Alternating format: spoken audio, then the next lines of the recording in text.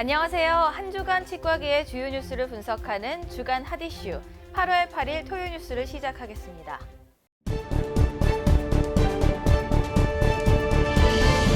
첫 번째 소식입니다. 치과 병의원에서 의료용 마약류를 보다 안전하게 처방하고 관리하기 위한 주요 가이드라인이 공개됐습니다. 식품의약품안전처는 대한치과의사협회, 한국의약품안전관리원과 함께 치과 의료기관이 반드시 숙지해야 할 의료용 마약류 안전 사용과 취급 관리 사항을 안내했는데요. 최근 치과 진료 과정에서 미다졸람과 케타민, 프로포폴, 레미마졸람 등 의료용 마약류 사용이 늘면서 정확한 처방과 관리의 중요성도 더욱 커지고 있습니다. 의료용 마약류를 취급한 경우에는 제품명과 사용 수량, 재고량 등을 마약류 통합관리 시스템 님스에 반드시 보고해야 합니다. 또 처방 전에는 병원 정보와 치과의사 면허번호, 환자의 인적사항도 정확하게 기재해야 하는데요. 특히 프로포폴은 응급 상황에 대응할 수 있는 의료기관에서 숙련된 의료진이 사용해야 하며 환자가 회복할 때까지 지속적인 관찰이 필요합니다. 간단한 시술을 위한 투약은 월 1회를 넘기지 않는 것이 권고되며 의료진이 본인에게 직접 처방하거나 사용하는 행위도 금지됩니다. 식약처는 오남용 기준을 반복적으로 위반할 경우 처방 제한이나 마약류 취급 업무 정지 등 행정 처분을 받을 수 있다고 강조했습니다. 아울러 처방 전에는 의료 쇼핑 방지 정보망을 통해 환자의 최근 1년간 의료용 마약류 투약 이력을 확인하는 것도 중요하다고 당부했습니다. 다음 소식입니다. 치과 의사가 생성형 인공지능을 적극 활용하는 직업군으로 조사됐습니다. 고용노동부와 한국고용정보원이 발표한 직업별 활용 기술과 장비 목록에 따르면 치과 의사는 전자의무 기록 시스템, EMR과 함께 챗GPT 등 생성형 AI를 업무 보조도구로 활용하는 것으로 나타났는데요. 치과 의사가 사용하는 주요 장비로는 고압 멸균기와 광중압기, 핸드피스, 발치기구, 석션 장비 등이 포함됐습니다. 이번 조사에서는 치과 의사가 사서와 만화가 등과 함께 생성형 AI를 적극 활용하는 직업으로 분류됐는데요. 최근에는 진료 기록 정리와 자료 검색, 환자 안내문 작성, 치과 경영 분석 등 다양한 분야에서 AI 활용이 확대되고 있습니다.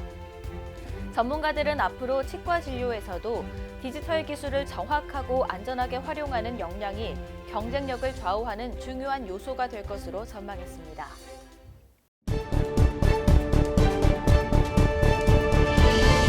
이번에는 글로벌 의료 치과 시장의 흐름을 살펴보겠습니다. 중국 치약 시장이 단순한 세정 기능을 넘어 미백과 충치 예방, 실인리 완화, 인본 관리 등 기능성 제품 중심으로 빠르게 성장하고 있습니다. 지난해 중국 치약 시장 규모는 약 72억 달러로 추산됐는데요. 구강 건강에 대한 관심이 높아지고 젊은 소비층을 중심으로 프리미엄 제품 수요가 늘면서 시장도 안정적인 성장세를 이어가고 있습니다. 최근에는 구취 관리와 저자극, 천연 성분, 프로바이오틱스, 어린이용 제품 등 소비자 요구에 맞춘 세분화된 기능성 치약도 빠르게 확대되는 추세입니다. 한국산 치약의 중국 시장 점유율도 다시 확대되고 있는데요. 지난해 중국의 한국산 치약 수입액은 약 2천만 달러로 전년보다 27% 이상 증가하며 일본과 태국에 이어 세 번째 수입국으로 자리했습니다. 다만 중국 시장은 글로벌 브랜드는 물론 현지 브랜드의 경쟁도 매우 치열한 상황입니다. 전문가들은 앞으로 가격 경쟁보다는 미백과 실인리 관리, 잇몸 관리 등 차별화된 기능성 제품 전략이 중요하다고 분석했습니다. 또한 더우인과 샤오홍슈, 그리고 티몰 등 주요 온라인 플랫폼을 활용한 콘텐츠 마케팅과 소비자 리뷰 관리도 시장 공략의 핵심 요소로 꼽았는데요. 중국은 최근 치약 관련 규제를 강화하고 있어 제품 신고와 중국어 라벨링, 기능성 효능 입증 자료 등을 사전에 철저히 준비하는 것이 필요하다고 조언했습니다.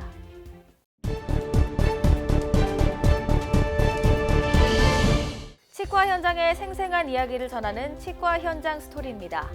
최근 의료 분쟁이 증가하는 가운데 침습적인 치과 치료에서는 충분한 설명과 서면 동의서 작성이 무엇보다 중요하다는 조언이 나왔습니다.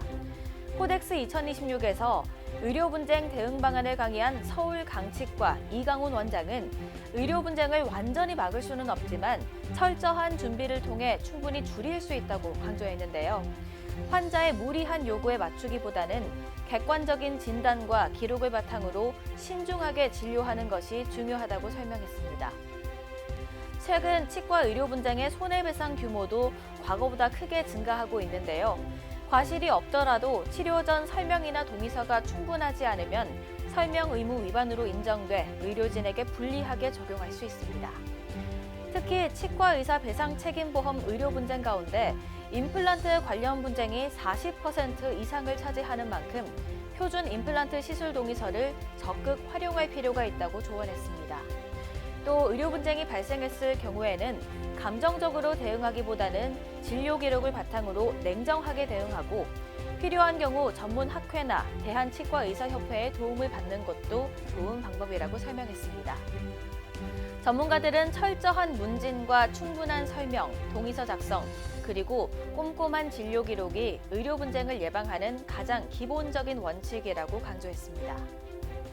8월 8일 토요 뉴스 준비한 소식은 여기까지입니다. 저희는 다음 주에도 가장 신뢰할 수 있는 정보를 담아 더 알찬 소식으로 찾아뵙겠습니다. 함께 해주신 여러분 고맙습니다. 임플란트 유명한 게 좋을까? 뭐가 달라도 다르겠죠. 임플란트 세계적인 게 좋을까? 뭐가 달라도 다르겠죠. 치과 의사에게 사랑받는 게 좋을까? 뭐가 달라도 다르겠죠. 오스템 임플란트!